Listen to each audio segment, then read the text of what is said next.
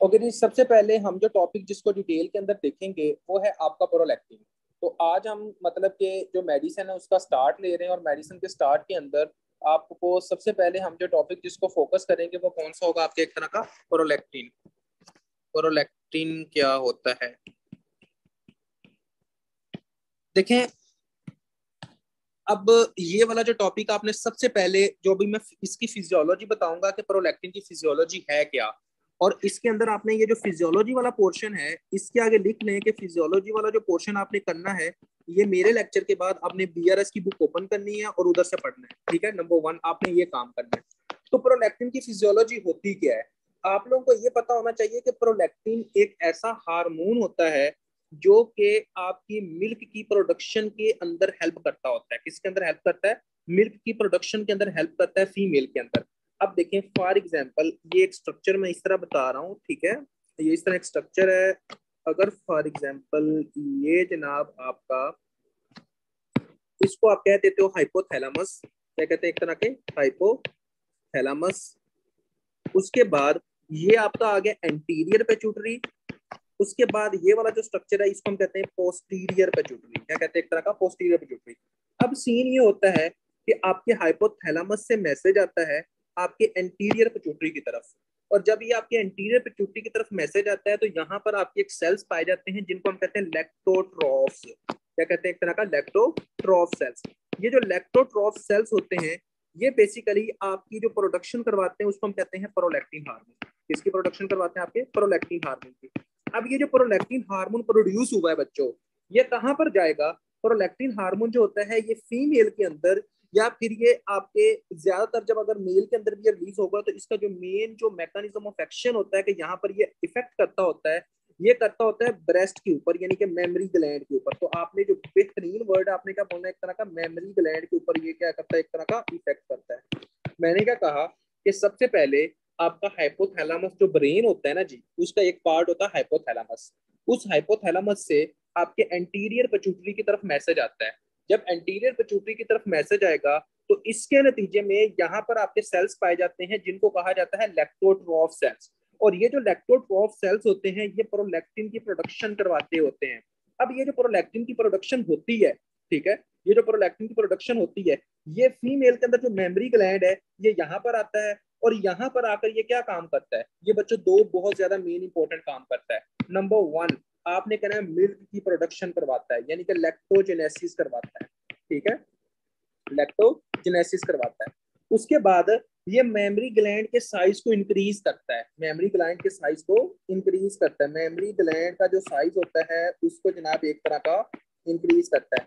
अब यहाँ पर एक बहुत ही ज्यादा मेन इंपॉर्टेंट एमसीक्यू पूछा जाता है जो आप लोगों को पता होना चाहिए, कि वो ये पूछते होते हैं कि प्रोलैक्टिन ऐसा कौन सा हार्मोन होता है जिसके साथ वो आपके मेमरी ग्लैंड के साइज को इंक्रीज करता होता है। कोई ऐसा बच्चा जो बताना चाहे कि आपका प्रोलैक्टिन हार्मोन जो होता है वो जनाब ऐसे कौन से हार्मोन के साथ मिलकर मेमोरी ग्लैंड के साइज को इंक्रीज करता है? तो बच्चों आपने बताना है एस्ट्रोजन। वेरी इंपॉर्टेंट एमसीक्यूज, ठीक है, आपने क्या करना है, एक तरह का एस्ट्रोजन के साथ मिलकर ये क्या काम करता है, एक तरह का इंक्रीज करवाता है। Number 1 MCQs. हम साथ साथ आज एमसीक्यूज के नंबर भी लिखते जाएंगे कि हमने जनाब कितने कर लिए और कितने हो गए। ठीक है, एक।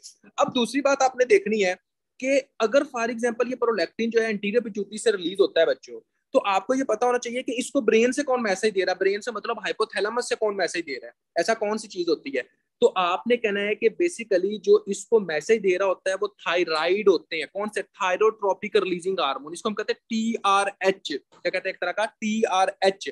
तो आपने कहना है कि TRH जो होता है वो जनाब आपका यहाँ पर आता है, तो एक तरह का TRH, थायरोट्रोपिक रिलीजिंग हार्मोन।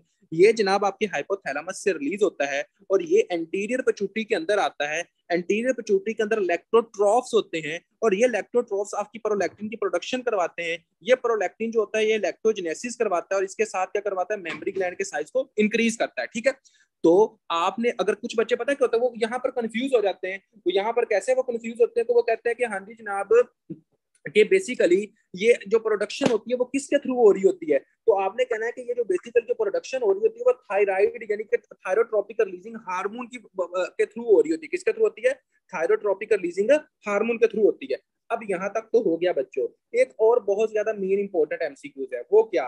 वो पूछते होते हैं कि जो प्रोलैक्टिन का स्ट्रक्चर है वो कौन से ऐसे हार्मोन के होमोलोगस होता है, यानी कि एक जैसा होता है। तो बंदा बता सकता है शाबाश के आपका कौन सा ऐसा हार्मोन होता है जो कि प्रोलैक्टिन हार्मोन के होमोलोगस होता है। आप देखें जिन बच्चों ने फॉर एग्जांपल ये फिजियो पढ़ी हुई है उनके रिस्पॉन्सेज बहुत जल्दी जल्दी आ रहे हैं, ठीक है। तो ये बात आपने साथ साथ करनी है। तो आपने कहना ग्रोथ हार्मोन, क्या कहना है, ग्रोथ हार्मोन के होमोलोगस होता है बच्चों, ग्रोथ हार्मोन बताना है, डोपामिन नहीं, ठीक है। क्या बताना है, एक तरह का ग्रोथ हार्मोन। उसके बाद डोपामिन का लिंक मैं बताता हूँ कि डोपामिन का लिंक क्या होता है। यहाँ तक अभी तक हमने कितने एमसीक्यूज कर लिए, हमने अभी तक एमसीक्यूज किए कि सबसे पहले क्या होता है आपका थायरोट्रोपिक रिलीजिंग हार्मोन होता है। ये थायरोट्रोपिक रिलीजिंग हार्मोन जो होता है ये एंटीरियर पिट्यूटरी में आता है। एंटीरियर पिट्यूटरी में यहाँ पर लैक्टोट्रॉफ्स होते हैं, लैक्टोट्रॉफ्स जो होता है वो प्रोलैक्टिन की प्रोडक्शन करवाते हैं। प्रोलैक्टिन जो होता है वो मेमोरी ग्लैंड पर जाता है, यहाँ पर ये दो काम करता है, लैक्टोजेनेसिस करवाता है और उसके बाद मेमोरी ग्लैंड्स के एक तरह का साइज को इंक्रीज करता है। नंबर 1 एमसीक्यू क्या है कि मेमोरी ग्लैंड के साइज को किसके साथ इंक्रीज करता है, आपने कहना है एस्ट्रोजन के साथ इंक्रीज करता है। नंबर 2 एमसीक्यू आपने क्या कहना है कि कौन सा ऐसा स्ट्रक्चर या कौन सा ऐसा हार्मोन होता है जो कि प्रोलैक्टिन की प्रोडक्शन करवा रहा होता है, आपने कहना थायरोट्रोपिक रिलीजिंग हार्मोन होता है जो कि प्रोडक्शन करवाता है। नंबर 2 एमसीक्यू, ठीक है। नंबर 3 एमसीक्यू क्या आ सकता है कि जो आपका प्रोलैक्टिन हार्मोन होता है वो ऐसे कौन से हार्मोन के होमोलोगस होता है, तो आपने बच्चों को कहना है ग्रोथ हार्मोन। अभी तक हमने 3 एमसीक्यूज दिए हैं, ठीक है। अब हम आगे जाते हैं कि आगे क्या साफ होता है, ठीक है। अब देखें कि फॉर एग्जांपल यहाँ तक अब हम आगे की तरफ जाते हैं और इसके यानी कि फंक्शन को सारी चीज को हम डिटेल के अंदर देखते जाते हैं। तो आपने ये कहना है कि सबसे पहले यहाँ पर क्या था, एक तरह का हाइपोथैलेमस था। यहाँ पर क्या था, एक तरह का हाइपोथैलेमस था। ये हाइपोथैलेमस था और यहाँ पर आप लगा लें कि ये एक तरह का क्या था, एंटीरियर पिट्यूटरी था। क्या था, एक तरह का एंटीरियर पिट्यूटरी था, ठीक हो गया। उसके बाद आपको पता है कि फॉर एग्जांपल हाइपोथैलेमस से क्या रिलीज होता है आपका थायरोट्रोपिक रिलीजिंग हार्मोन, और ये एंटीरियर पिट्यूटरी में आया और एंटीरियर पिट्यूटरी से क्या रिलीज होता है आपका प्रोलैक्टिन। सिंपल, ये प्रोलैक्टिन क्या कहाँ पर एक्ट करता है, ये प्रोलैक्टिन हेल्प करता है ये जनाब आपके मेमोरी ग्लैंड के ऊपर। इसको आप समझ लें कि ये मेमोरी ग्लैंड है, ठीक है। अब यहाँ पर जो इंपॉर्टेंट बात है वो क्या है बच्चों, एक बात आप लोगों ने याद रखनी है कि फॉर एग्जांपल कि अगर किसी बंदे के अंदर प्रोलैक्टिन की प्रोडक्शन ज्यादा होना शुरू हो जाती है, जस्ट इमेजिन करें कि एक बंदा है उसके अंदर थायरोट्रोपिक रिलीजिंग हार्मोन जो है ना वो एक तरह का बहुत ज्यादा अमाउंट के अंदर रिलीज हो रहा है। जब थायरोट्रोपिक रिलीजिंग हार्मोन बहुत ज्यादा अमाउंट के अंदर रिलीज होगा तो प्रोलैक्टिन जो होगा वो बहुत ज्यादा अमाउंट के अंदर रिलीज होगा कि नहीं होगा। तो सिंपल सी बात है प्रोलैक्टिन भी बहुत ज्यादा अमाउंट में रिलीज होगा। जब प्रोलैक्टिन बहुत ज्यादा अमाउंट में रिलीज होगा तो प्रोलैक्टिन का जो लेवल होगा वो ब्लड के अंदर बढ़ जाएगा। ब्लड के अंदर क्या होगा, एक तरह का बढ़ जाएगा। अब जब ये आपका एक तरह का प्रोलैक्टिन का जब लेवल आपके ब्लड के अंदर बढ़ जाता है ना, ठीक है, उस वक्त पता क्या होता है, उस वक्त आपके ब्लड के अंदर एक हार्मोन होता है जिसका नाम होता है डोपामीन। क्या होता है, एक तरह का डोपामीन। ये जो डोपामीन होता है ये जाती है, कहता है कि यार देखो ब्लड के अंदर प्रोलैक्टिन का लेवल बहुत बड़ा हुआ है, और ये किसको मैसेज देता है, ये हाइपोथैलेमस को मैसेज देता है और ये कहता है कि तुम टीआरएच की प्रोडक्शन मत करो। अब देखें जब टीआरएच की प्रोडक्शन नहीं होगी बच्चों तो मुझे ये बता दें कि क्या आपका प्रोलैक्टिन प्रोड्यूस होगा, फिर क्या आपके मेमोरी प्रोलैक्टिन का लेवल आपके ब्लड के अंदर बढ़ेगा, फिर नहीं, वो नॉर्मल हो जाएगा। अब दोबारा इस मैकेनिज्म की तरफ आए क्योंकि कुछ बच्चों को शायद कंफ्यूजन हो। सबसे पहले मैंने क्या कहा, मैंने ये बात की कि देखें हाइपोथैलेमस से टीआरएच आता है, टीआरएच जो होता है वो एंटीरियर पिट्यूटरी की तरफ आता है, उसके बाद ये प्रोलैक्टिन की प्रोडक्शन होती है, ये मेमोरी ग्लैंड के अंदर आता है। अब अगर फॉर एग्जांपल एक बंदा है जिसके अंदर प्रोलैक्टिन का लेवल बहुत ज्यादा बढ़ा हुआ है, जिसके अंदर प्रोलैक्टिन का लेवल बहुत ज्यादा बढ़ा हुआ है, तो जब ब्लड के अंदर प्रोलैक्टिन का लेवल बढ़ जाता है ना तो यहाँ पर एक हार्मोन होता है। तो वो हार्मोन कौन सा होता है, डोपामीन। क्या होता है, एक तरह का डोपामीन। ये जो डोपामीन होगा ये क्या काम करेगा, डोपामीन बेसिकली आपके हाइपोथैलेमस को मैसेज देता है। ये कहता है कि यार प्रोलैक्टिन का लेवल बहुत बढ़ गया, तुम टीआरएच को कम कर दो रिलीज करना। तो जब टीआरएच ही कम रिलीज होगा तो क्या होगा, ये जनाब आपके प्रोलैक्टिन की प्रोडक्शन कम होगी। तो हम ये कह सकते हैं कि डोपामीन और प्रोलैक्टिन एक दूसरे के एंटागोनिस्ट काम करते हैं। कह सकते हैं कि नहीं कह सकते, ये हम ये कह सकते हैं कि डोपामीन डोपामीन जो होगा वो प्रोलैक्टिन के लेवल को कम करता है, कह सकते हैं ना। या हम ये कह सकते हैं कि डोपामिन का अगर लेवल, अगर देखें अगर डोपामिन का लेवल ज्यादा है तो डोपामिन ज्यादा से ज्यादा हाइपोथैलेमस को मैसेज देगा। जब ज्यादा से ज्यादा हाइपोथैलेमस को मैसेज देगा तो प्रोलैक्टिन जो होगा वो कम से कम प्रोड्यूस होगा कि नहीं होगा। तो डोपामिन जो है वो प्रोलैक्टिन के लेवल को कम कर रहा है कि नहीं कर रहा, शाबाश ये बताइएगा इस बात का। जो डोपामिन है वो प्रोलैक्टिन के लेवल को कम कर रहा है कि नहीं हो रहा। तो इस वजह से इसको एक और नाम दिया जाता है, इसको हम कहते हैं प्रोलैक्टिन इनहिबिटरी फैक्टर। इसको हम क्या कहते होते हैं, एक तरह का प्रोलैक्टिन इनहिबिटरी फैक्टर भी कहा जाता है, PIF। तो अगर पूछा जाए कि prolactin inhibitory factor which of following hormone is a prolactin inhibitory factor, तो आपने क्या कहना है, आपने कहना है डोपामिन। अभी तक कितने एमसीक्यूज हो गए, नंबर 4। आपने कहना है कि जो डोपामिन होगा वो जनाब प्रोलैक्टिन की प्रोडक्शन को बंद कर देगा, वो प्रोलैक्टिन की प्रोडक्शन को कम कर देगा। बस सिंपल सी बात है। यहाँ तक तो सारा कुछ हो गया बच्चों, लेकिन अब हमने आगे देखना है इसकी फिजियोलॉजी।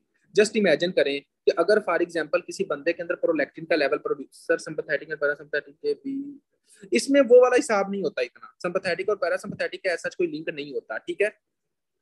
अब देखें कि फॉर एग्जांपल जस्ट इमेजिन करें कितनी देर तक बंदे का सिंपैथेटिक एक्टिव होगा या पैरासिम्पैथिक एक्टिव होगा, इसमें इतना परेशान होने की जरूरत नहीं है। अब यहाँ पर आपने एक और बच्चों चीज नोट करनी है, कौन सी?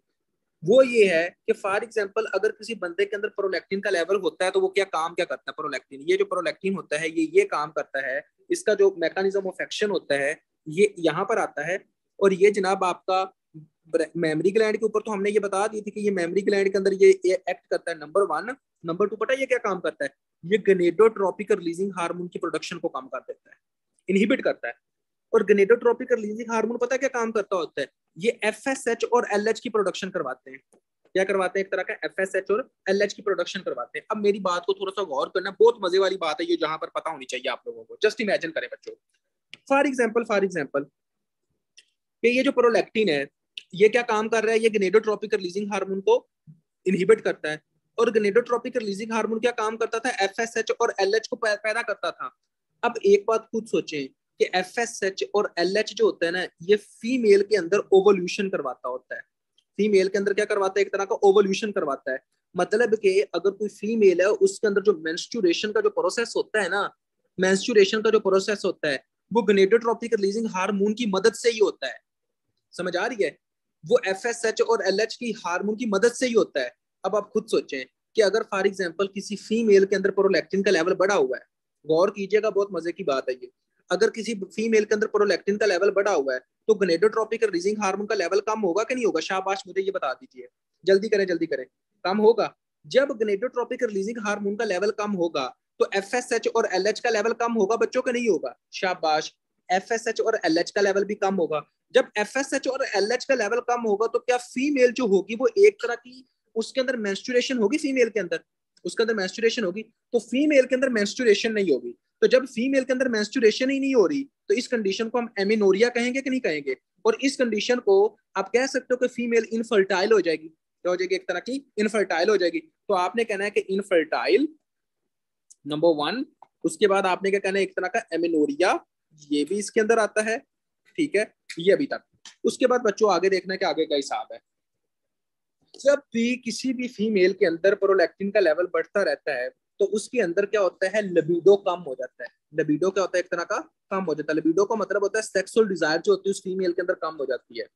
अब देखें, एक अगर फॉर एग्जांपल जब जब तक प्रोलैक्टिन का काम क्या था? मिल्क की प्रोडक्शन करवाना। यहाँ पर एक मेडिकल के आउटसाइड में एक बात करने लगा हूँ जो कि मतलब कि बहुत ज्यादा इंपॉर्टेंट है। देखें, हमारे इस्लाम के अंदर क्या है कि जब बच्चा पैदा होता है तो उसको 2 साल तक तकरीबन ना बच्चे को, मदर को चाहिए कि अपना दूध मतलब कि अपनी न्यूट्रिशन दे, ठीक है। अब आप खुद सोचें कि जब तक मदर जो है वो अपनी न्यूट्रिशन दे रही है, यानी कि अपना जो मिल्क है वो बेबी को दे रही है, तो अब मुझे ये बताएं कि उस वक्त तक तो प्रोलैक्टिन का लेवल बहुत ज्यादा नहीं होगा मदर के अंदर? जो मदर होगी उसके अंदर प्रोलैक्टिन का लेवल ज्यादा नहीं होगा बच्चों? ज्यादा होगा ना। तो जब प्रोलैक्टिन का लेवल उस मदर के अंदर ज्यादा होगा तो जब तक वो मदर जो होगी वो अपने बच्चे को अपना दूध पिला रही होगी, प्रोलैक्टिन का लेवल ज्यादा होगा, तो उस फीमेल के अंदर एक तरह का एमेनोर यानी कि सॉरी इनफर्टिलिटी, यानी कि उसके अंदर चांसेस ज्यादा होंगे कि नहीं होंगे? चांसेस ज्यादा होंगे। उस फीमेल के अंदर मेंस्ट्रुएशन होगी? नहीं होगी। तो इस वजह से ये एक तरह का एज अ वक्फे के तौर पर भी बहुत बेस्ट है। मतलब कि इवन तक के अगर हम इस्लामिक पॉइंट ऑफ व्यू को से भी देखते हैं कि जो एक मदर है अगर वो अपने बच्चे को अपना दूध पिलाती है तो तकरीबन जो अगर वो अपने सेक्सुअल इंटरकोर्स को मेंटेन भी रखती है, अगर सेक्सुअल इंटरकोर्स को मेंटेन भी रखती है तो जो नेक्स्ट बेबी जो प्रोड्यूस होगा वो तकरीबन 2 साल लग जाएंगे उसको। लेकिन ये पॉसिबिलिटी हर जगह पर लागू नहीं होती। ये नहीं है कि हाँ जी जनाब अगर 100 में से 100 लड़कियां हैं तो वो जनाब अपने बेबी को जनाब अपना मिल्क दे रही हैं तो उसके बाद क्या होगा कि वो एक तरह की प्रेग्नेंट नहीं होगी। लेकिन चांसेस ऐसे होते हैं कि वो फीमेल जो अपने मिल्क को अपने बेबी को दे रही होती हैं तो उनके अंदर 2 साल तक, यानी कि वो जितनी देर तक वो मिल्क देते रहती हैं, ठीक है, तब तक उनके अंदर एक तरह का प्रेगनेंसी नहीं होती। कोई ऐसा बच्चा जिसको इस पॉइंट की नहीं समझ है वो बंदा पूछ सकता है। कोई ऐसा बच्चा जिसको इस पॉइंट की समझ नहीं है वो बंदा पूछ सकता है। शाबाश। हाँ जी, क्लियर है।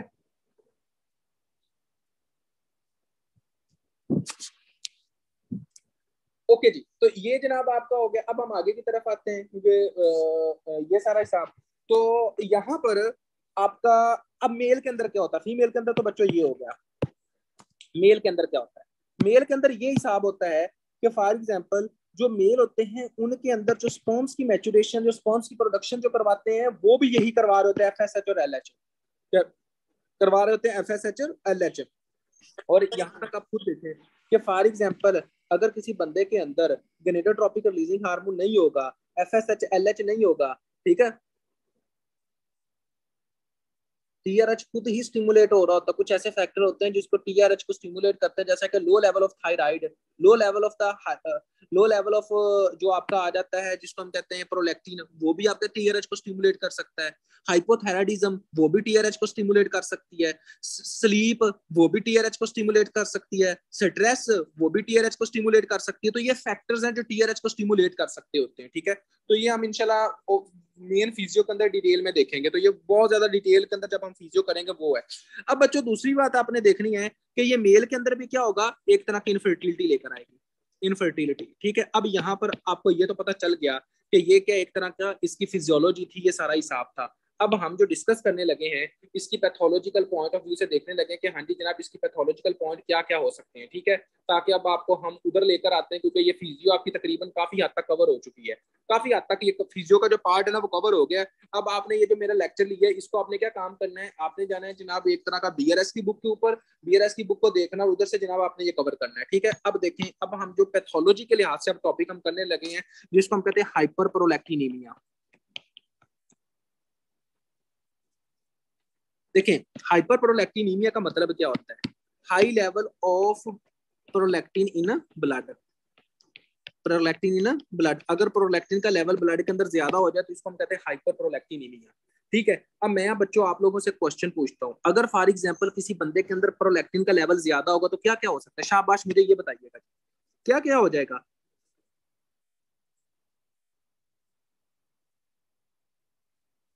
क्या बीआरएस आपके पास नहीं पड़ी हुई, सिंपल है यार। तो क्या हो सकता है, इनफर्टिलिटी हो सकती है, ठीक है। उसके बाद क्या हो सकता है, एमिनोरिया हो सकता है फीमेल के अंदर। उसके बाद क्या हो सकता है, गलेक्टोरिया हो सकता है। क्या हो सकता है, एक तरह का गलेक्टोरिया हो सकता है। तो आपने ये कहना है कि ये सारे फीचर्स हो सकते हैं। अब यहाँ पर ना मैं आपके सामने एक एमसीक्यू लिखने लगा हूँ, ठीक है, जिसके अंदर आप लोगों ने ये कहना है कि एक तरह का 30-year-old female present to you with amenorrhoea. Amenorrhoea का मतलब होता है एब्सेंट ऑफ मेंस्ट्रुएशन, अगर किसी फीमेल के अंदर मेंस्ट्रुएशन नहीं हो रही, ठीक है। Amenorrhoea, galactorrhoea, low level of libido,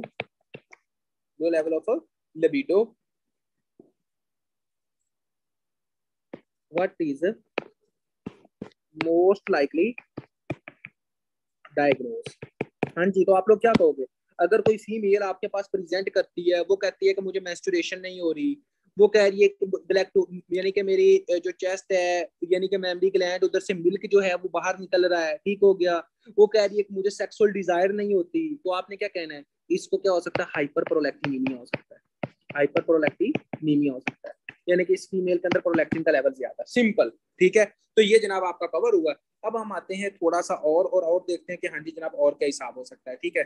देखिए बच्चों कि फॉर एग्जांपल जैसा कि मैंने ये बताया कि एक तरह का प्रोलैक्टिन जो होगा ये सारा हिसाब होगा, ठीक है। और इसके फीचर्स मैंने बता दिए कि फीचर्स जो होते हैं वो प्रोलैक्टिन के वो ये वाले होते हैं, यानी कि उसके अंदर इनफर्टिलिटी आता है, गलेक्टोरिया आता है, एमिनोरिया आता है। लेकिन यहाँ पर एक और बात है कि अगर फॉर एग्जांपल किसी फीमेल के अंदर प्रोलैक्टिन का लेवल बहुत ज्यादा बढ़ रहा है, प्रोलैक्टिन का लेवल बहुत ज्यादा बढ़ रहा है, तो और क्या क्या चीजें हो सकती हैं, जस्ट इमेजिन करें। ये भी आपका एक एमसीक्यू है जिसको आपने देखना है, ठीक है। ओके, मैं रिपीट कर देता हूँ एमसीक्यू। देखिए मैंने क्या कहा, मैंने कहा a 30-year-old female present to you with amenorrhoea, galactorrhoea, and low libido, what is most likely diagnose? तो आपने कहा हाइपर प्रोलैक्टिनीमिया, क्या कहना एक तरह का हाइपर प्रोलैक्टिनीमिया। बच्चों समझे कि नहीं समझे? यानी कि अगर 30 साल की लड़की आपके पास आती है, वो कहती है कि हाँ जी जनाब मुझे मेंस्ट्रुएशन नहीं हो रही, अब वो कहती है कि मेरी जो मेमोरी ग्लैंड उधर से एक तरह का मिल्क की इजैकुलेशन हो रही है, वो कहती है मेरी सेक्सुअल डिजायर ही नहीं होती, ठीक है, तो आप क्या सोच सकते हो? आप प्रोलैक्टिन का लेवल ज्यादा देख सकते हो। आपने कहा इसके ब्लड के अंदर प्रोलैक्टिन का लेवल बढ़ा हुआ है, क्लियर है? अब हम आगे आते हैं। आज मैं बिल्कुल एक तरह की स्लो स्पीड से पढ़ा रहा हूँ जो नॉर्मल स्पीड से है, क्यों? क्योंकि पहली क्लास है और इसके अंदर मैं ये कहता हूँ कि एक तरह का फिजियो कुछ बच्चों को नहीं आती होगी, वो साथ साथ कवर होती जाए, तो आप लोगों ने इसको साथ साथ करना है। ये नहीं है कि अगर आप ये बुक से पढ़ोगे ना लेक्चर के बाद आपको पता लगेगा कि हाँ जी हमने कितना ज्यादा कर लिया है, तो अभी आपने टेंशन नहीं लेनी, ठीक है? अच्छा जी, अब आप खुद सोचें कि फॉर एग्जाम्पल यहाँ पर कभी कभी बच्चों पता क्या होता है, पिट्यूटरी ग्लैंड की ट्यूमर हो जाती है। क्या होती है? एक तरह की पिट्यूटरी ग्लैंड की ट्यूमर हो जाती है, जिसको हम कहते हैं पिट्यूटरी एडिनोमा। पिट्यूटरी एडिनोमा भी आप कह सकते होते हो। जस्ट इमेजिन करें कि फॉर एग्जांपल जब किसी जगह पर ट्यूमर हो जाए या कैंसर हो जाए, मेरा आपसे एक क्वेश्चन है, वहां पर जो सेल्स होते हैं उनकी प्रोडक्शन ज्यादा होती है कम होती है? शाबाश। वहां पर जो सेल्स की जो प्रोडक्शन होती है वो ज्यादा होती है कम होती है? ज्यादा होती है ना। अब जस्ट इमेजिन करें कि फॉर एग्जांपल ये आपका हाइपोथैलेमस था, ये आपका एंटीरियर पिट्यूटरी है, यहाँ पर पिट्यूटरी एडिनोमा हो गया, यहाँ पर पिट्यूटरी ग्लैंड की ट्यूमर हो गई है। जब यहाँ पर पिट्यूटरी ग्लैंड की बच्चों ट्यूमर हो गई है, ठीक है, तो यहाँ से जब पिट्यूटरी ग्लैंड की ट्यूमर है तो यहाँ पर जो प्रोडक्शन होगी वो ज्यादा होगी या कम होगी? तो सिंपल सी बात है, यहाँ पर जो प्रोडक्शन होगी वो बढ़ जाएगी। जब यहाँ पर प्रोडक्शन बढ़ेगी तो यहाँ पर क्या होगा? प्रोलैक्टिन का लेवल ज्यादा हो जाएगा, प्रोलैक्टिन का लेवल ज्यादा हो जाएगा। अब यहाँ पर ना एक बात बहुत ज्यादा मेन इंपॉर्टेंट है, समझ आ रही है? यहाँ पर जो मेन इंपॉर्टेंट बात है, यहाँ पर एक स्ट्रक्चर जा रहा होता है, आप डिस्कस करोगे न्यूरोलॉजी के अंदर और ऑफ्थल्मोलॉजी के अंदर। ऑफ्थल्मोलॉजी के अंदर मेन ये यहाँ पर आप डिस्कस करोगे, ठीक है? ये देखें, आपका एक स्ट्रक्चर होता है जिसको हम कहते होते हैं ऑप्टिक कियाज्मा। क्या कहते हैं? एक तरह का ऑप्टिक कियाज्मा। ये ऑप्टिक कियाज्मा बिल्कुल इसके पीछे पड़ा हुआ होता है, तो एक तरह का ऑप्टिक कियाज्मा इसके बिल्कुल पीछे पड़ा हुआ होता है। अब बच्चों थोड़ा सा गौर कीजिएगा, जब फॉर एग्जांपल ये एक तरह का बढ़ता जाएगा, ट्यूमर बढ़ता जाएगा, तो ये ऑप्टिक कियाज्मा को कंप्रेस कर सकता है कि नहीं कर सकता? शाबाश, कर सकता है कि नहीं कर सकता? तो ऑप्टिक कियाज्मा को कंप्रेस करेगा। तो जब ये ऑप्टिक कियाज्मा को कंप्रेस करेगा तो इसका मतलब क्या है? इसका मतलब ये हुआ कि बंदा जो होता है उसको सही तरह नजर नहीं आता। जब ऑप्टिक कियाज्मा के ऊपर कंप्रेशन होती है, तो ऑप्टिक कियाज्मा कंप्रेशन, तो आपने कहना है ऑप्टिक कियाज्मा पर जब कंप्रेशन होती है तो इसकी वजह से आपको by temporal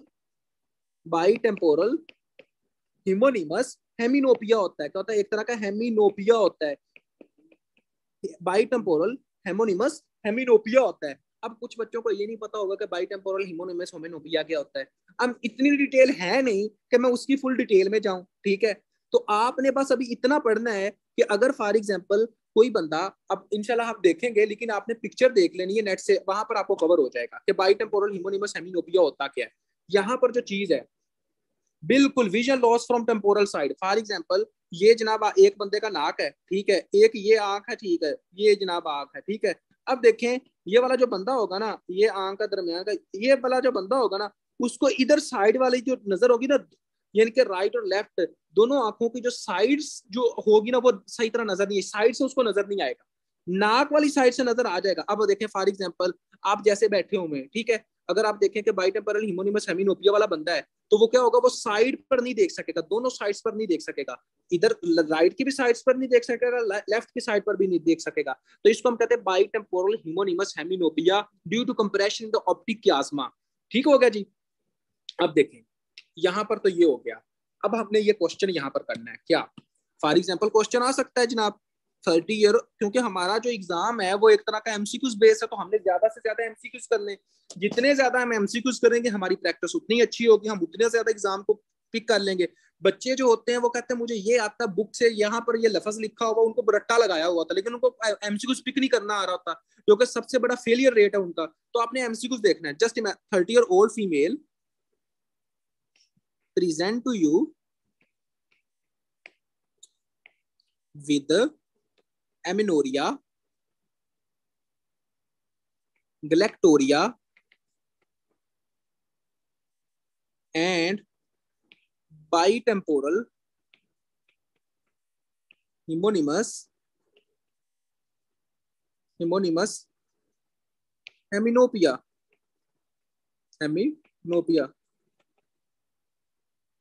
what is the site of lesion for her bitemporal हिमोनिमस हेमिनोपिया।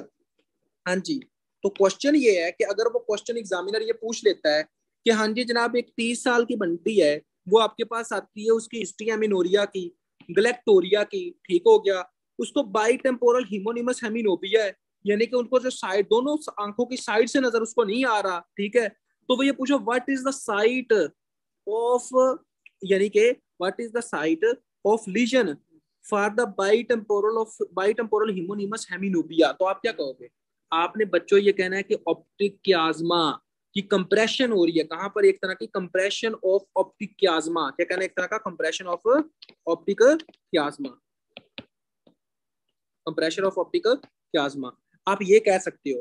उसके बाद कॉज अगर पूछा जाए और आपने कहना पिट्यूटरी एडिनोमा, क्यों? पिट्यूटरी ग्लैंड का ट्यूमर बन चुका है उसके अंदर, इस वजह से ये हो गया है, ठीक है, तो ये भी आपने कह देना है। तो ऐसा बच्चा जिसको ये क्वेश्चन की समझ नहीं है वो बंदा क्वेश्चन पूछ सकता है, ऐसा बच्चा जिसको इस क्वेश्चन की समझ नहीं है वो बंदा पूछ सकता है। शाबाश एनीवन जी, कवर हुआ ये क्वेश्चन। यानी कि अगर वो एग्जामिनर आंखों के लिहाज से पूछ ले कि भाई लीजन कहाँ पर है बताओ ना जरा, तो आपने क्या कहना है? आपने कहना ऑप्टिक क्याज्मा के ऊपर कंप्रेशन हुई थी, वहां पर, सॉरी, ऑप्टिक क्याज्मा के ऊपर कंप्रेशन है, लीजन नहीं आपने कहना, कंप्रेशन कहना है। क्लियर है बच्चों? ओके, अब हम आगे जाते हैं, ठीक है, आगे देख लेते हैं कि आगे का क्या सीन है।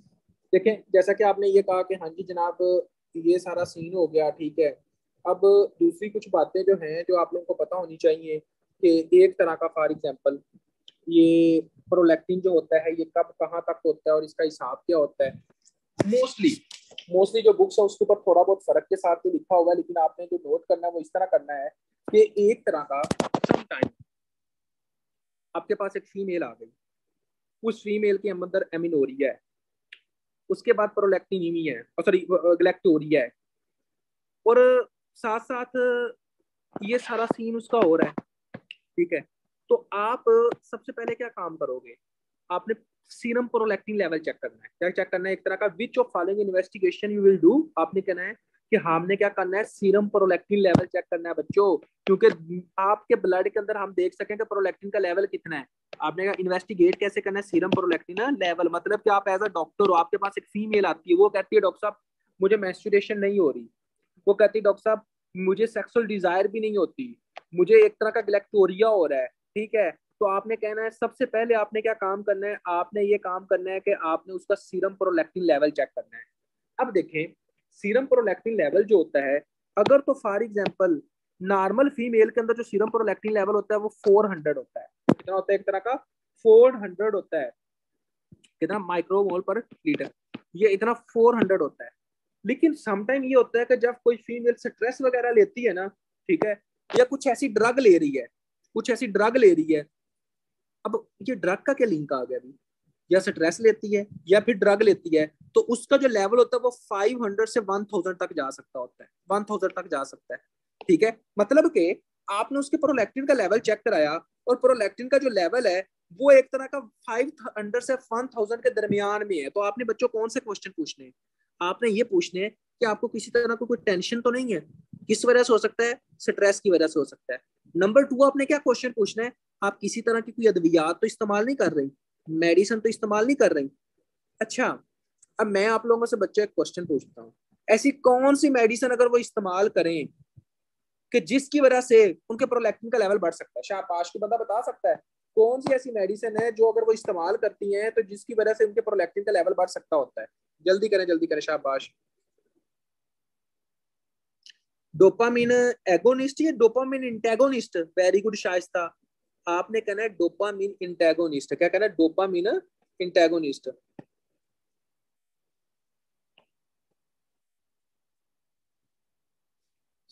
Very good Saif Shaista. उसके बाद आ गया डोमपेरिडोन का भी इफेक्ट होता है, ठीक है। इंटेगोनिस्ट, एगोनिस्ट नहीं कहना, ठीक है, तो आपने क्या कहना है? एक तरह का इंटेगोनिस्ट, तो डोपामिन को इनहिबिट करने वाली मेडिसिन। बच्चों इसकी मैं फिजियो आपको बता चुका हूँ कि वो क्यों, तो अब इतना तो आपका हक बनता है ना कि वहां पर अगर आपने गौर से पढ़ा होगा तो आपको पता चल गया होगा, ठीक है। डोमपेरिडोन की वजह से भी हो सकता होता है, ठीक है। एंटी साइकोटिक ड्रग की वजह से भी समटाइम होता है, अगर कोई एक तरह की डिप्रेशन की ड्रग्स लेती हैं या डोमपेरिडोन लेती है तो इस वजह से भी हो सकता होता है, ठीक है।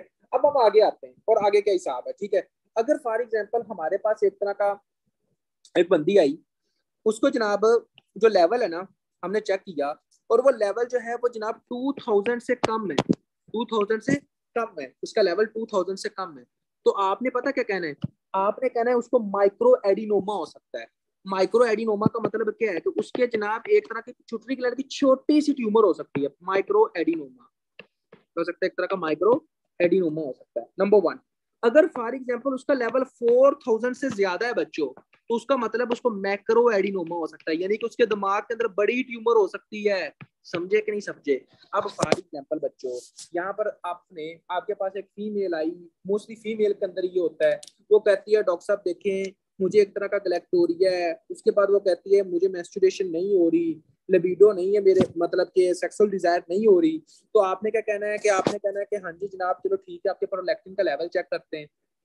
जब आप उनके प्रोलैक्टिन का लेवल चेक करेंगे तो प्रोलैक्टिन का लेवल नॉर्मल होता है 400, अगर तो वो 500 से 1000 के दरमियान में है, तो आपने क्या काम करना है, आपने कहना है कि बच्ची किसी तरह की कोई स्ट्रेस तो नहीं ले रही हो, या फिर आपने पूछना किसी तरह की कोई अद्वियात का इस्तेमाल तो नहीं कर रही हो। और दूसरा ये होता है कि अगर उसका लेवल 2000 से कम है तो आपने कहना ये छोटी सी ट्यूमर है, अगर उसका लेवल 4000 से ज्यादा है तो आपने कहना ये बड़ी ट्यूमर है, ठीक है। अब यहाँ पर एक तरह का और बहुत ज्यादा मेन इंपॉर्टेंट है जो आप लोगों ने याद रखना है, ठीक है। देखिए बच्चों, फॉर एग्जाम्पल आपके पास कोई भी आ जाती है, मतलब कि कोई भी इस तरह की कंडीशन के साथ आपके पास पेशेंट आता है, ठीक है। तो सबसे पहले एक तो ये तरीका है ना, एक तो ये तरीका जो मैंने ये बता दिया साइज की बुनियाद के ऊपर आप देख सकते हो, और सॉरी प्रोलैक्टिन के लेवल के लिहाज से आप देख सकते हो, ठीक है। दूसरा तरीका क्या होता है, दूसरा तरीका ये होता है कि आप साइज के बुनियाद के ऊपर देखते हो, आप एमआरआई करते हो। फॉर एग्जाम्पल जस्ट इमेजिन करें, ठीक है, जस्ट इमेजिन करें कि आपके पास एक पेशेंट आया, उसके अंदर प्रोलैक्टिन का लेवल बहुत ज्यादा बढ़ा हुआ है, तो आप क्या सोचते हो, ब्रेन के अंदर ट्यूमर है, यही सोचते हो कि नहीं सोचते? आप यही सोचते हो ना कि इसके ब्रेन के अंदर ट्यूमर हो सकती है, हाँ जी, ये सोचते हैं ना। तो अगर किसी के ब्रेन के अंदर ट्यूमर होती है तो हम उसके लिए कौन सा टेस्ट करवाते हैं? एमआरआई। क्या करवाते हैं? एक तरह का एमआरआई करवाते हैं। अब देखिए अगर हम एमआरआई करवाएं और एमआरआई के अंदर, एक तो ये मैंने क्या कहा था, डिवीजन मैंने किस बेस पर बताई थी, मैंने डिवीजन बताई थी जनाब आपको एक तरह के सीरम प्रोलैक्टिन लेवल पर। अब मैं डिवीजन आपको किस लेवल पर बता रहा हूँ, आपके एमआरआई के साइज के ऊपर, यानी कि एमआरआई के ऊपर आपने जो फाइंडिंग्स की उसके अंदर जो साइज आ रहा है वो कौन सा है। तो अगर फॉर एग्जाम्पल उसका जो साइज है वो 10 मिलीमीटर से छोटा हो, 10 मिलीमीटर से छोटा हो, तो आपने कहना है ये माइक्रो एडिनोमा। क्या कहना आपने? एक तरह का माइक्रो एडिनोमा, यानी कि ये छोटी ट्यूमर है बच्चों। अगर 10 मिलीमीटर से ज्यादा हो तो आपने कहना ये मैक्रो एडिनोमा, यानी कि इसका जो साइज है वो क्या एक तरह का ज्यादा है, इसका जो साइज है वो एक तरह का ज्यादा है बच्चों। समझ आ गई है? यहाँ तक कोई बच्चा जिसको ये चीजें कवर नहीं हो बंदा पूछ सकता है, शाबाश। हाँ जी, मैं दोबारा बता देता हूँ कि सबसे पहले अगर आपके पास कोई भी ऐसी हिस्ट्री के साथ आपके पास पेशेंट आता है तो आपने क्या काम करना है, आपने सिंपल सी बात है, आपने एक तरह का सीरम प्रोलैक्टिन लेवल चेक करवाना है। इतना तो पता चल गया होगा ना, जितनी बार मैं ये कह चुका हूँ। जब आपने सीरम प्रोलैक्टिन लेवल चेक करवाया तो अगर तो सीरम प्रोलैक्टिन लेवल 400 से कम है तो नॉर्मल है, अगर सीरम प्रोलैक्टिन 500 और 1000 के दरमियान में है तो आपने कहना कोई स्ट्रेस हो सकती है, कोई मेडिसिन ले रही है। अगर सीरम प्रोलैक्टिन 2000 से कम है तो आपने कहना कोई छोटी सी ट्यूमर दिमाग के अंदर हो सकती है। अगर प्रोलैक्टिन का लेवल 4000 से ज्यादा है तो आपने कहना कोई बड़ी ट्यूमर हो सकती है। अब देखिए ब्रेन के अंदर ट्यूमर देखने के लिए आप क्या काम करोगे? आप सिंपल सी बात है, आप एमआरआई करोगे। अगर आपने एमआरआई किया और एमआरआई का साइज 10 मिलीमीटर से छोटा आ गया उसका, तो आपने कहना ये छोटी सी ट्यूमर है। अगर 10 मिलीमीटर से ज्यादा आ गया तो आपने कहना बड़ी ट्यूमर है। समझ आई कि नहीं आई? अब कोई ऐसा बच्चा जिसको इन पॉइंट्स की समझ नहीं है वो बंदा क्वेश्चन पूछ सकता है, शाबाश, यहाँ तक।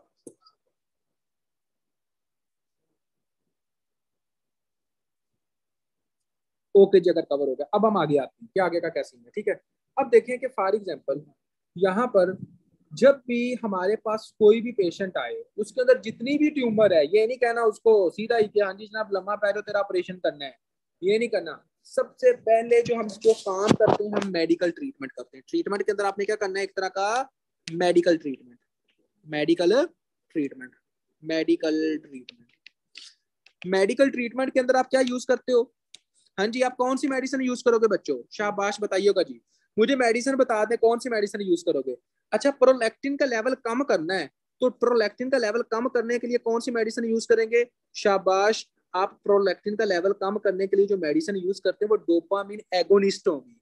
वो क्या होगी? एक तरह की डोपामिन एगोनिस्ट होगी। और आप लोगों को बहुत अच्छे से पता है कि डोपामिन एगोनिस्ट जो ड्रग्स होती हैं वो क्या काम करती हैं? वो प्रोलैक्टिन के लेवल को कम करती हैं अकॉर्डिंग टू फिजियोलॉजी। अब आपको पता चल रहा है कि मैं फिजियो मैंने क्यों पढ़ाई थी।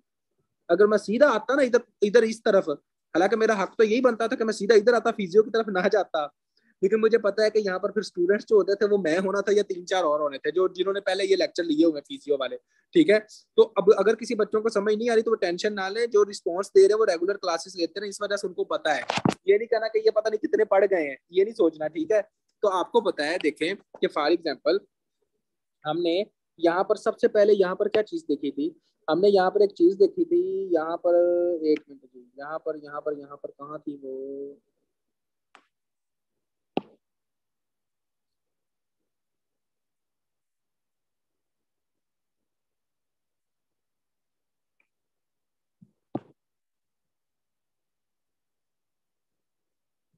हाँ, ये देखें, मैंने क्या कहा था? डोपामिन क्या काम करता होता है? इसको इनहिबिट करता होता है।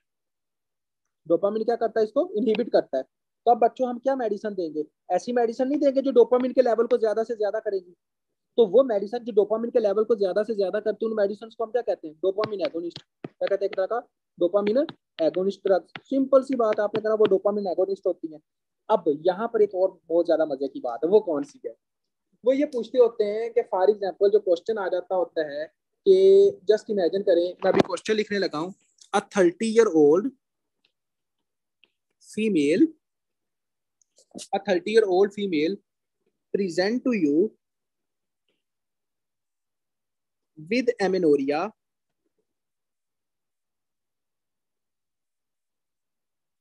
with amenorrhea, with amenorrhea। वो मैं बताता हूँ कि हम क्यों नहीं देते, वो मैं बताता हूँ। With amenorrhoea galactorrhoea, with amenorrhoea galactorrhoea and MRI shows 9 millimeter tumor, 9 millimeter tumor in pituitary fossa, in pituitary fossa, in pituitary fossa। What is the best management? What is the best management you will do?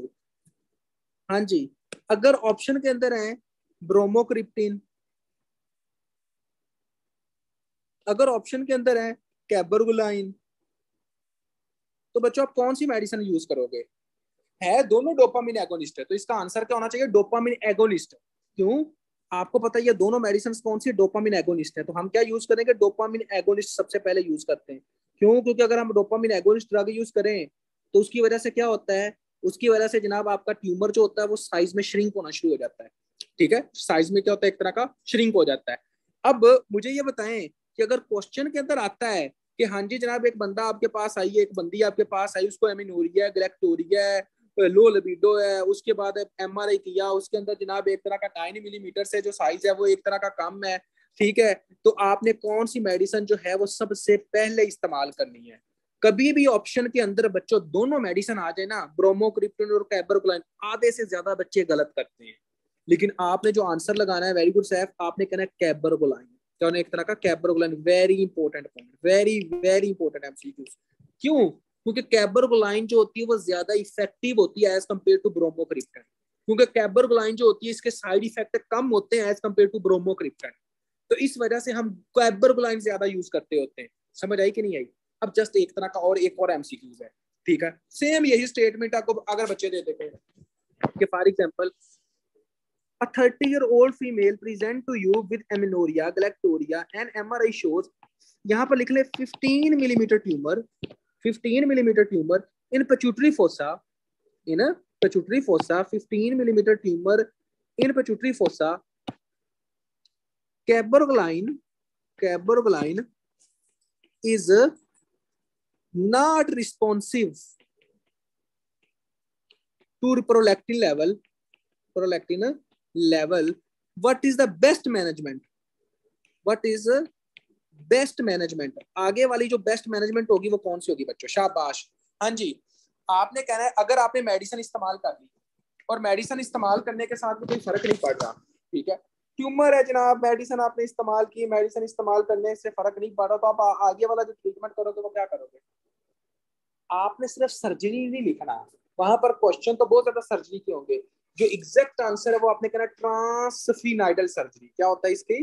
ट्रांसफिनाइडल surgery, very important point, transsphenoidal surgery. ठीक है, तो ये आपने कहना है कि इसके अंदर जो हम सर्जरी करते होते हैं वो कौन सी करते हैं? ट्रांसफिनाइडल सर्जरी। ठीक है, तो ये आपने अपनी अपने माइंड में बात रखनी है ट्रांसफिनाइडल सर्जरी की, कि अगर इसका साइज ज्यादा हो। अब बच्चों यहाँ पर एक क्वेश्चन मुझसे पूछा गया था कि सर अगर पिट्यूटरी एडिनोमा है तो हम टीआरएच को इनहिबिट करने वाली मेडिसिन क्यों नहीं दे रहे? तो मतलब मुझे बताएगा कि टीआरएच को इनहिबिट करने वाली मेडिसिन क्यों नहीं दे रहे? वो भी तो दे सकते हैं ना। शाबाश, ये क्वेश्चन पूछा गया था कि देखें सर पिट्यूटरी एडिनोमा तो टीआरएच को इनहिबिट करने वाली हम मेडिसिन क्यों नहीं दे रहे, हम डोपामिन एगोनिस्ट ड्रग्स क्यों दे रहे हैं? हाँ जी, शाबाश। एक आंसर है कि हाइपोथायराइडिज्म हो सकता है, फिर हाइपोथायराइडिज्म हो जाएगा। अच्छा जी, और कुछ उसके अलावा और की रीजन? थोड़ा सा दिमाग इस्तेमाल करें, आ जाएगा, क्लियर हो जाएगा। शाबाश शाबाश, कोशिश करें, कोशिश करें, कोशिश करें। अच्छा बच्चों, मैं इसका आपको आंसर जल्दी बताता हूँ। देखें, फॉर एग्जाम्पल ये सोचे कि ये आपका हाइपोथैलेमस है। अब आप खुद सोचें यार, टीआरएच हाइपोथैलेमस से रिलीज होता था। कहाँ से रिलीज होता था? टीआरएच कहाँ से रिलीज होता था? हाइपोथैलेमस से रिलीज होता था। अब मसला पिट्यूटरी ग्लैंड के अंदर है, यहाँ पर पिट्यूटरी एडिनोमा के अंदर मसला है। मसला क्या है? पिट्यूटरी एडिनोमा के अंदर है, तो मसला तो नीचे है ना। समझ आ रही है? यहाँ तो मसला ही नहीं है, तो हम इसको क्यों ब्लॉक करें भाई? हम तो जो मसला है उसको ठीक करेंगे ना। जो क्वेश्चन था वो ये था कि सर जब प्रोलैक्टिन का लेवल बढ़ रहा है, जब किसी बंदे के अंदर प्रोलैक्टिन का लेवल बढ़ा हुआ है, पिट्यूटरी एडिनोमा का जो पेशेंट, अगर पिट्यूटरी एडिनोमा का पेशेंट है तो हम उसको टीआरएच इनहिबिटर वाली मेडिसिन क्यों नहीं देते? हम उसको टीआरएच इनहिबिटर वाली मेडिसिन क्यों नहीं देते? तो आप ये देखें कि पिट्यूटरी एडिनोमा के अंदर जो मसला होता है वो तो यहाँ पर होता है, पिट्यूटरी ग्लैंड के ऊपर यहाँ होता है, लेकिन टीआरएच इनहिबिटर वाली मेडिसिन तो हमें हाइपोथैलेमस के ऊपर इफेक्ट करते होते हैं। जब मसला ही इधर है तो ऊपर वाले का तो लिंक ही नहीं है, हम ऊपर वाले को क्यों ब्लॉक करें भाई? मसला इधर है तो हम इसको ठीक करेंगे, डोपामिन जो होता है जो इसको इनहिबिट कर रहा होता है। अब बच्चों को समझ आई कि नहीं आई? हाँ जी, अंबर जवेरिया जो वाला जो आपका क्वेश्चन था, क्लियर हो गया? तो आपने क्या कहना है कि यहाँ पर सर्जरी करनी है। ठीक है, यहाँ पर एक और क्वेश्चन पूछ सकते होते हैं। तकरीबन मेरे ख्याल में सारा कुछ हो गया कवर, इसके अंदर कोई और पॉइंट्स नहीं रहता मेरे ख्याल में। जितने भी क्वेश्चंस आते थे और जिस तरह भी आता था प्रोलैक्टिनोमा, वो हमने कवर कर लिया है। अब यहाँ पर बच्चों कोई अगर आप किसी मर्जी जगह से पढ़ लो, इंशाल्लाह इससे ज्यादा नहीं होगा जिस तरह मैंने ये करवा। हाँ, एक और आता है, एक और बहुत ज्यादा मेन इंपॉर्टेंट, हमने पढ़ा था कि जो फारिग, यहाँ पर बच्चे बड़े कंफ्यूज हो जाते हैं, थोड़ा सा दिमाग इस्तेमाल कीजिएगा, क्योंकि यहाँ पर क्वेश्चन है और हमने इसको क्लियर करना है बच्चों। फॉर एग्जाम्पल मैंने क्या कहा था कि ये कौन से आपके स्ट्रक्चर हार्मोन के होमोलोगस होता था? बताइएगा, शाबाश। जो आपका प्रोलैक्टिन होता था वो किसके होता था? ग्रोथ हार्मोन के होता था। समझ आ रही है? ग्रोथ हार्मोन के। और ग्रोथ हार्मोन की तरह का एक मेडिसिन होती है जिसको हम कहते हैं सोमैटोस्टेटिन। क्या कहते हैं? एक तरह का सोमैटो सोमैटोस्टेटिन। ये जो सोमैटोस्टेटिन होती है, समझ आ रही है? अब आप खुद सोचें, जस्ट इमेजिन करना, अगर फॉर एग्जांपल किसी बंदे के अंदर ग्रोथ हार्मोन का लेवल ज्यादा है ना, तो वो ऐसे ही लगता है कि जैसा कि प्रोलैक्टिन का लेवल ज्यादा है। समझ आ रही है? प्रोलैक्टिन का लेवल ज्यादा है, तो अगर हम फॉर एग्जांपल हमने कैबरोलाइन दे दी, हमने ब्रोमोक्रिप्टन भी दे दी, इनसे फर्क नहीं पड़ रहा, तो हम सोचते हैं कि हम थर्ड मेडिसिन का सोचें, हम देंगे सोमैटोस्टेटिन। लेकिन सोमैटोस्टेटिन का लिंक क्या है? सोमैटोस्टेटिन किस तरह इफेक्ट करती होती है? सोमैटोस्टेटिन आपके ग्रोथ हार्मोन के लेवल को ज्यादा करती है। समझ आ रही है? तो जब आपके ग्रोथ हार्मोन का लेवल ज्यादा होगा, तो मैंने क्या कहा था कि अगर ग्रोथ हार्मोन लेवल ज्यादा है तो जो दिमाग होता है उसको ये लगता है कि प्रोलैक्टिन का लेवल भी ज्यादा है, प्रोलैक्टिन का लेवल भी ज्यादा है। तो जब सोमैटोस्टेटिन दी, ग्रोथ हार्मोन का लेवल ज्यादा हुआ, तो ये ग्रोथ हार्मोन का लेवल जो ज्यादा है, जो दिमाग को लगता है हाँ यार ग्रोथ हार्मोन का लेवल ज्यादा है, यानी कि प्रोलैक्टिन का लेवल ज्यादा है, तो हाइपोथैलेमस जो होगा वो टीआरएच के लेवल को कम नहीं करना शुरू कर देगा। शाबाश, ये बताइएगा जी, उसको कम करेगा कि नहीं करेगा? तो इसको हम कहते हैं नेगेटिव फीडबैक। तो कहते हैं एक तरह का नेगेटिव फीडबैक के तौर पर ये काम करती है। ये वेरी इंपॉर्टेंट पॉइंट है जो आपको पता है। सोमैटोस्टेटिन भी हम मेडिसिन के अंदर यूज करते हैं। ये 3 मेन मेडिसिन हैं, ये 3 मेन ड्रग्स हैं जो कि प्रोलैक्टिनोमा के अंदर हम यूज करते होते हैं। और उसके बाद जो सर्जरी करते हैं ट्रांसफिनाइडल सर्जरी। तो ऐसा बच्चा जिसका इस पूरे टॉपिक के अंदर से कोई भी क्वेश्चन है वो बंदा क्वेश्चन पूछ सकता है। शाबाश, एनीवन।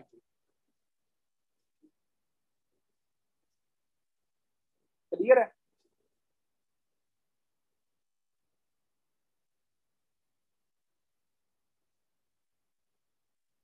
लास्ट पॉइंट मैं बता देता हूँ दोबारा।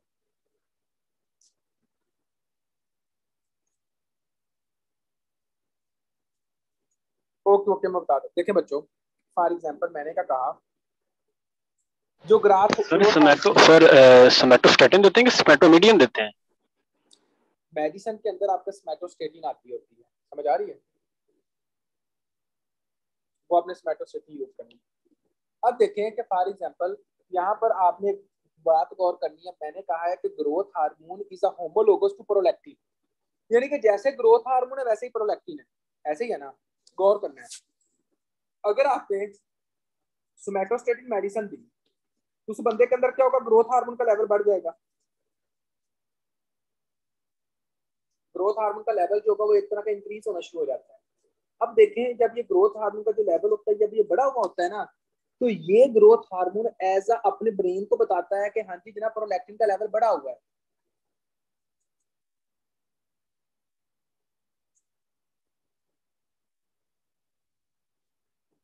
एक मिनट मैं आपको बताता हूँ, एक मिनट। इसके अंदर एक दो और चीजें हैं।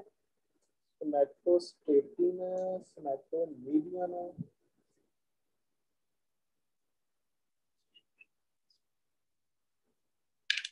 एक मिनट रुकिएगा।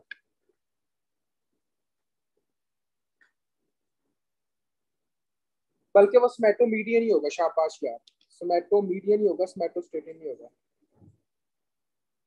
सोमैटोमीडियन होगा। सोमैटोमीडियन। शाबाश अहमद। तो आपने क्या कहना है कि सोमैटोमीडियन क्या होगा? वो आपके ग्रोथ हार्मोन के लेवल को बढ़ा देगी, ये जो होगा। अब सोमैटोमीडियन जब ग्रोथ हार्मोन के लेवल को बढ़ाएगा ना बच्चों, समझ आ रही है? तो ग्रोथ हार्मोन जो होगा वो आपके ब्रेन को बताएगा कि हाँ जी जनाब प्रोलैक्टिन का लेवल बढ़ा हुआ है एक तरह का, क्योंकि ये होमोलोगस है। तो जब ब्रेन को पता चलेगा कि हाँ जी जनाब प्रोलैक्टिन का लेवल बढ़ा हुआ है, तो प्रोलैक्टिन ब्रेन जो होगा वो टीआरएच की प्रोडक्शन को कम कर देगा।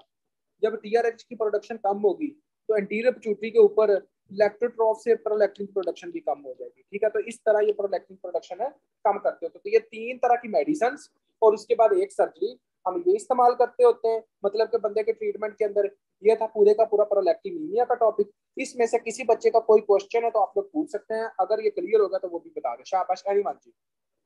कैसा बच्चा? ओके।